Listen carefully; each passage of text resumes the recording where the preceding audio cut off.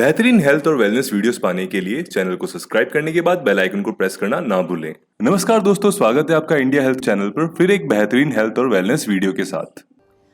नमस्कार, मैं doctor Dolly Gupta, consultant senior consultant obstetrician and gynaecologist, laparoscopic surgeon and fertility specialist at Mangalam Medicity hospital Jaipur. आज हम PCOD के विषय में चर्चा करना चाह रहे हैं।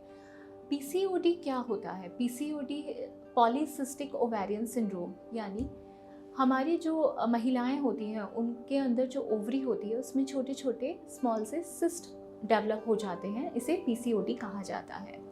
अब किस किस एज ग्रुप में ये सबसे ज़्यादा है और आज हमने यही विषय क्यों चुना बात करने के लिए? बिकॉज़ आजकल जो हमारे ओपीडी में जो भी बच्चे यहाँ आ रही हैं, बेसिकली जो एडोलेसेंस वाली लड़कियाँ हैं, जो कि 15 साल 13 साल की उम्र की जो बच्चियाँ आ रही हैं, वो ज़्यादातर हमारे पास मेंस्ट्रुअल इरेगुलरिटी, मासिक धर्म की अनियमितता लेकर आ रही हैं। और जब हम उनका आगे इवैल्यूएशन करते हैं तो ज़्यादातर हमें 50 से 60% लोगों के अंदर पीसीओडी मिलता है। इसीलिए पीसीओडी पे चर्चा करना अति महत्वपूर्ण लगने लगा है। अब पीसीओडी क्यों होता है, किन किन लोगों को अफेक्ट करता है, पीसीओडी अगर एक बार हो गया तो क्या ये ट्रीटेबल है, ये सब हम इस वीडियो में कवर करने वाले हैं। पीसीओडी किसी भी एडोलेसेंट गर्ल से लेकर रिप्रोडक्टिव एज ग्रुप तक रहता है। मतलब वह एक बार अगर आपको पीसीओडी है तो वह हमेशा ही रहता है। पीसीओडी में लड़कियां क्या क्या सिम्टम्स लेकर आते हैं? तो अनियमित माहवारी, जैसा कि हमारी पहले बात हुई कि उनको पीरियड्स आने में लगभग, जैसे नॉर्मल एक मेंस्ट्रुअल साइकिल जो हम बोलते हैं वो 21 डेज़ की हम बोलते हैं, और अगर उससे थोड़ा सा भी ज़्यादा कम और ज़्यादा होता है तो हम उसे एबनॉर्मल बोलते हैं। तो इन लड़कियों को, ज़्यादातर इन बच्चियों को जो महीना है, मासिक धर्म है, वो यूजुअली 2 महीने 3 महीने में इस तरह से आता है, या फिर बिना दवाई के उनको आता ही नहीं है। तो ये एक बहुत बड़ा मेजर कंसर्न होता है, क्योंकि किसी भी एक फीमेल के लिए ईयर में कम से कम 6 मेंस्ट्रुअल साइकिल एसेंशियल होते हैं। अब मेंस्ट्रुअल साइकिल क्या डिपिक्ट करते हैं? मेंस्ट्रुअल साइकिल डिपिक्ट करते हैं कि आपकी जो ओवरीज हैं, जो आपकी अंडरदानी है, वो उनसे हार्मोन का जो स्त्राव है वो बराबर हो रहा है, और उनका जो मेजर फंक्शन होता है एग बनाना, वो बराबर हो रहा है। और बच्चे हमारे पास क्या क्या लेकर आते हैं? बच्चे ज़्यादातर पीसीओडी में वेट गेन लड़कियों को बहुत होता है, तो कहती हैं कि सडनली 2-3 महीने से ऐसा होने लगा है कि पीरियड्स भी 2-2 3-3 महीने में आ रहे हैं, वेट गेन उनको हो रहा है, साथ में फेशियल हेयर उनको आने लग जाते हैं कि फेस पर कहीं कहीं पे दाढ़ी और ये जो मूंछों वाला एरिया होता है, इस जगह पे बाल बहुत ज़्यादा ग्रो करते हैं। साथ में एक्नेस भी होने लगते हैं कि बहुत ज़्यादा पिंपल्ड फेस हो रहा है।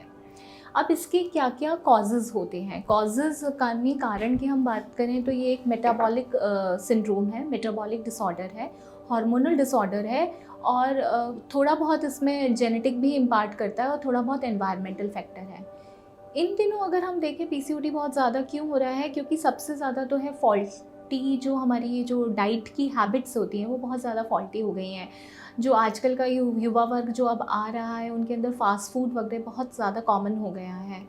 दूसरा, हम देखें तो लाइफ़स्टाइल जो है वो इतनी चेंज हो गई है कि बहुत ही सीडेंट्री हो गई है। मतलब कोई भी उठ के अच्छे से काम करना नहीं चाह रहा है। बच्चे ज़्यादातर electronic gadgets, be it mobile, be it laptop, सब पर अपने आप को एंगेज किए हुए हैं, और उनका जो बाहर के जो आउटडोर गेम्स हो गए थे, वो एक्टिविटीज़ उनकी लगभग नहीं के बराबर हो गई हैं। तो इन सारी वजहों से फाइनली क्या होता है कि बच्चे वेट गेन करते हैं, और वेट गेन की वजह से पीसीओडी के जो सिम्टम्स हैं वो और ज़्यादा दिखने लगते हैं। तो पीसीओडी और वेट गेन के बीच में एक विशियस साइकिल होती है कि अगर पीसीओडी है तो वेट गेन होगा, और अगर वेट गेन होगा तो पीसीओडी और ज़्यादा रिप्रेजेंट करेगा। ये रही, अब हम कैसे डायग्नोज करते हैं? पहले तो सबसे पहले तो बच्चियाँ अपनी हिस्ट्री बताती हैं, उसके बाद हमारे पास कुछ हार्मोन्स टेस्ट होते हैं जो कि हम उन्हें एडवाइस करते हैं। लाइक थायराइड हार्मोन बहुत इंपॉर्टेंट है। पीसीओडी वालों में थायराइड जो होता है वो हार्मोन बहुत ज़्यादा एबनॉर्मल पाया जाता है। एक प्रोलैक्टिन हार्मोन भी होता है, और एफएसएच और एलएच हार्मोन्स भी होते हैं। इस तरह से कुछ हार्मोन्स के बेसिस पे, और कुछ मेल हार्मोन्स जैसे टेस्टोस्टेरोन, एंड्रोस्टेनिन, आयोन वगैरह एक्सेट्रा, ये सब उनके टेस्ट कराते हैं, और उसके बाद हम लेबल करते हैं कि इस बच्चे को पीसीओडी होने की संभावना हो सकती है। कन्फर्मेटरी के लिए हम जब उनका सोनोग्राफी कराते हैं, जो कि आजकल बहुत ही आराम से अवेलेबल है, सोनोग्राफी में जो उनकी ओवरीज होती हैं उनके चारों ओर एक पतली रिम ऑफ फॉलिकल्स दिखाई देता है, और उनकी ओवरीज नॉर्मल से थोड़ा सा ज़्यादा बड़ी होती हैं। तो इस तरह से हम कह सकते हैं कि इस बच्चे को पीसीओडी है। अब अगर हम बात करें हमें इसे ट्रीट कैसे करना है, तो सबसे पहला वही बात थी कि मैंने जैसा बताया कि विशियस साइकिल है। तो पहले तो उन्हें अपना वेट कंट्रोल करना होगा, उन्हें एक्सरसाइज को अपने डेली रूटीन में डालना होगा, चाहे वो 2 पार्ट्स में करें, 3 पार्ट्स में करें, लेकिन उनको कम से कम 1 आवर का जो अपना एक्सरसाइज है वो उनको बराबर अपनी लाइफस्टाइल में इंक्लूड करना होगा। तीसरा, योगा, मेडिटेशन, जो सारी चीज़ें होती हैं जो कि हमारे हार्मोन्स के लेवल को बैलेंस करने में फ़ायदा करती हैं, तो वो सारी थेरेपीज़ भी उन्हें ट्राई करनी होगी। अगर मैं मेडिसिनल की बात करूं तो हमारे पास कुछ कॉन्ट्रासेप्टिव पिल्स और कुछ ऐसे ओरल हार्मोनल पिल्स होते हैं जो उनको 3 से 6 महीने के लिए हम देते हैं, और उनके बाद उनके पीरियड्स कुछ हद तक रेगुलराइज हो जाते हैं। दूसरा, अगर पीसीओडी की प्रॉब्लम एक थोड़ा सा बड़ी अवस्था वाला से रिप्रोडक्टिव एज ग्रुप की जो फीमेल अगर वो लेकर आ रही हैं, तो वो मेनली हमारे पास इनफर्टिलिटी के लिए आती हैं कि वो उनको प्रेगनेंसी नहीं अचीव हो पा रही है। उस वाली कंडीशन में हमें कभी कभी अपार्ट फ्रॉम हार्मोनल ट्रीटमेंट हमें उन्हें लैप्रोस्कोपिक ओवेरियन ड्रिलिंग हम उन्हें ऑफर करते हैं, जिसे हम एलओडी कहते हैं। तो लैप्रोस्कोप के थ्रू हम जाकर उनके ओवरी के अंदर चारों जो छोटे छोटे उनके जो सिस्ट होती है उन्हें हमें पंचर करना पड़ता है, जिससे जो गंदा फ्लूइड होता है वो बाहर निकल जाता है और वो कंसीव करने में आसानी होती है।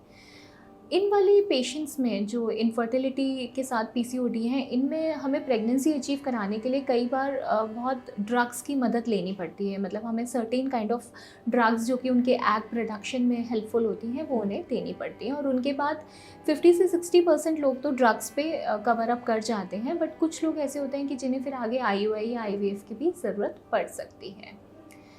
अब बात है कि पीसीओडी से आगे जाके फ्यूचर में एक फ़ीमेल को क्या प्रॉब्लम हो सकती है।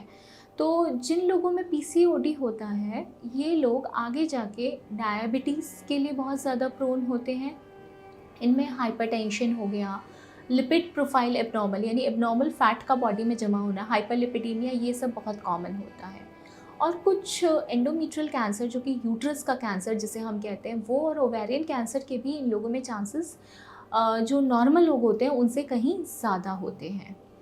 तो फाइनली अगर हम इस पूरी चर्चा को एक नटशेल में समझना चाहें तो हमें आज क्या ज़रूरत है? आज हमें ज़रूरत है कि हम अपने बच्चों को ये सिखाएं कि एक तो वेट को कंट्रोल करना है। जैसे आजकल मार्केट में जो फास्ट फूड अवेलेबल है वो एक लिमिट तक ही हमें अपनी डाइट में इंक्लूड करना है और उसकी जगह न्यूट्रिशियस डाइट देनी है। दूसरा, हमें एक्सरसाइज जो है वो उसे एक अपनी डेली रूटीन का रेगुलर पार्ट बनाना है। अगर हमें इससे बचना है या इसके आगे फर्दर सिम्टम्स को हमें कम करना है, तो ही हम पीसीओडी के साथ सारी चीज़ों को ठीक कर पाएंगे। धन्यवाद।